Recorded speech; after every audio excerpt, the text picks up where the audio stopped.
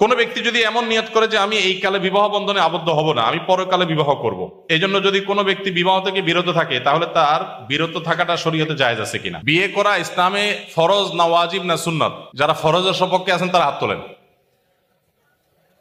বাহ, বেশিরভাগ আবিয়াতের হাত তুলতে দেখা যায়, হাত নামান।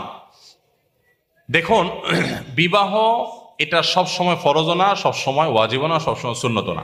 সাধারণ সময়ে বিবাহ করা সুন্নাত। সাধারণ সময় বিবাহ করা কি? সাধারণ এবং স্বাভাবিক সময় বলতে যে ব্যক্তি বিবাহ না করলে যে পাপে লিপ্ত হবে এরকমও না, আবার বিবাহ করার সামর্থ্য তার আছে, সামর্থ্য আছে, আবার না করলে যে কোনো সমস্যা হবে তার সেরকমও না। এরকম লেভেল পয়েন্টে থাকলে তার জন্য বিবাহ করাটা উত্তম, ভালো, সওয়াবের কাজ, সুন্নাত।